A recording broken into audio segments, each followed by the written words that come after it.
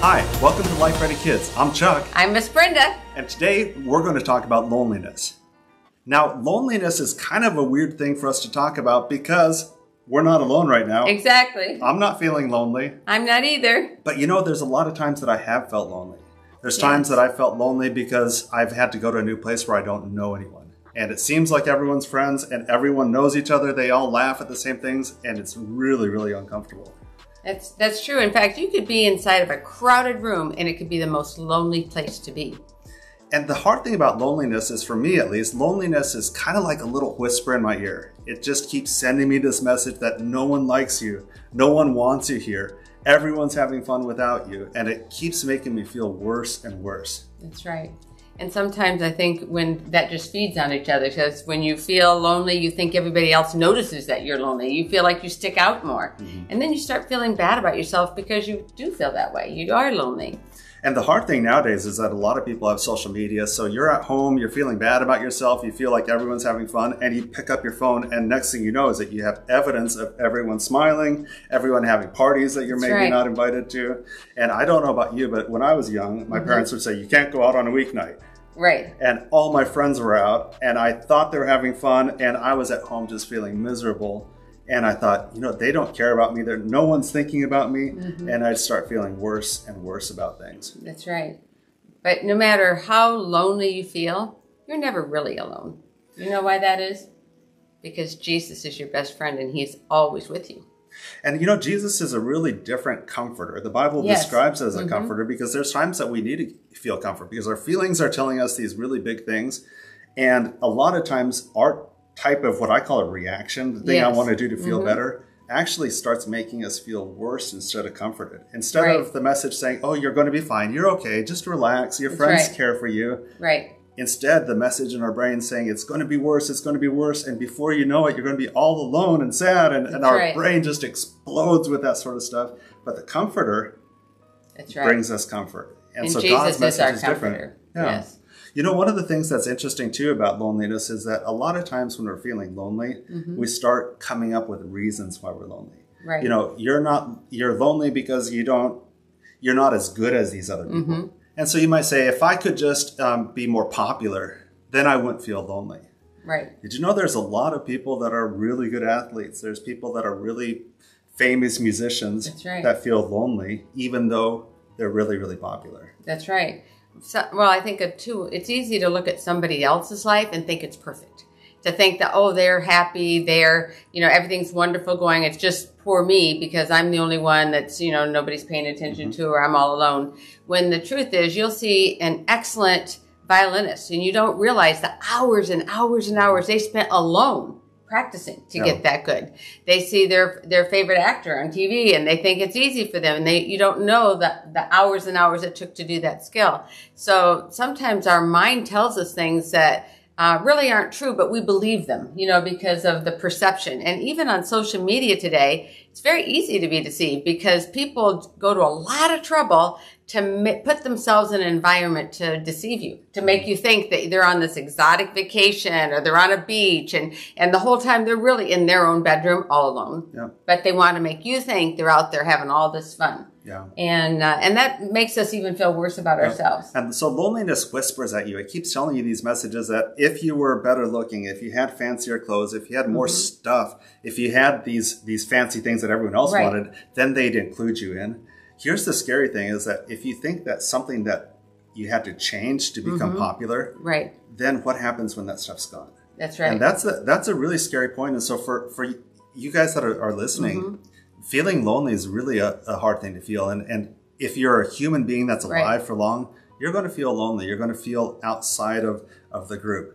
And what we want to help you with is what can you do when you feel lonely so that instead of going into this crazy spiral where you buy stuff or change yourself to be like someone else, what if you use that time to maybe connect with God a little bit more, find out what it means to be a really good friend, both to other people and to yourself. Well, I agree. You should never, ever change who God made you to be to please somebody else. You should never feel the pressure from anybody else. Don't ever let someone bully you into making you feel like you're not good enough and that you need to change to be how they want you to be. And I agree that, just that extra time connecting with God is going to help you feel less lonely. Also, there's other things that you can do. I find that if I have times when I'm lonely, I start thinking about other people and doing for somebody else. Like maybe I'll, make some cookies and take it to a neighbor, or maybe I know someone in my school that maybe always sits alone every day at lunchtime. Go do something special for them. The more you think of others, the less time you're going to have to think about how you feel about being lonely. And before you know it, you'll realize you're not lonely at all. Yeah. That you'll really be enjoying life and realize that there's so much more than just really sitting alone in your bedroom or being engrossed in social media or playing video games just to get your mind off of how you feel inside. Now, there's some people that think you should never be lonely. What does the Bible say about loneliness? Well, you know what? Let's look at what the Bible says, because in Genesis 2:18, we're told, the Lord God said, "It is not good for the man to be alone. I will make a helper suitable for him." That's powerful. That's really interesting, because Yes. Adam, before he sinned, still needed connection. Yes. He needed to be with God, and God knew that he needed other human beings to be around. And God made Eve Wow. to be his helpmate. And so we're best when we're with people, with healthy friendships, not negative friendships, but really, really healthy friendships. Well, God created humans Yeah. to be social beings. Yeah. God wants us to be social beings. And so it's not, don't feel bad because you have a need or want to be with friends or be with people. That is so normal and natural. That's why God created us. Yeah. And there's times that you feel lonely that you might say, okay, I want someone to call me. But really what you're saying is that that's a perfect time for you to reach out to someone else. That's right. Is that we assume that everyone else is having fun and, Right. and keeping us out, but maybe sending making a phone call, Yes. making a text. What would you do if let's say you're feeling lonely and you can't call other people? Well, there's times when if that's the case, you can't call someone. Maybe you can write a letter. Maybe you have a journal. Sometimes a journal is really good to just journal your thoughts. Write down what you're thinking and how you're feeling. Doesn't mean you have to show it to anybody. It's just for you to write down. There's sometimes when you just write it out, it kind of puts things in perspective, and you read it back and go, oh, okay, that's going to look different to you. Also, if you have a pet, if you have a cat or a dog, or that you can just cuddle up with and pet and show some affection to that animal, that helps a lot too. Yeah. One of the things that and it's been really hard with COVID. A lot of people haven't been able to get out as much as they wanted to. But there's a lot of other people that are lonely. If you can talk to your pastor, maybe get a list of some of the people that are shut-ins at your church. That's right. And maybe you can't visit them because maybe they can't do that. But you could write them a note. You could bake them something. You could do something nice for them. Exactly. Help them in their yard. Anything that helps like that. You'll find that you can actually make friends, and it's kind of a strange process where you think, I don't feel like it because all I want to do is feel rotten right now and concentrate on my loneliness. But as you love other people, amazing stuff happens. The more you do for others, the better you're going to feel. If you, start each day and say, I really want to be a blessing today, instead of walking out of your house expecting to just get a blessing. I just want a blessing.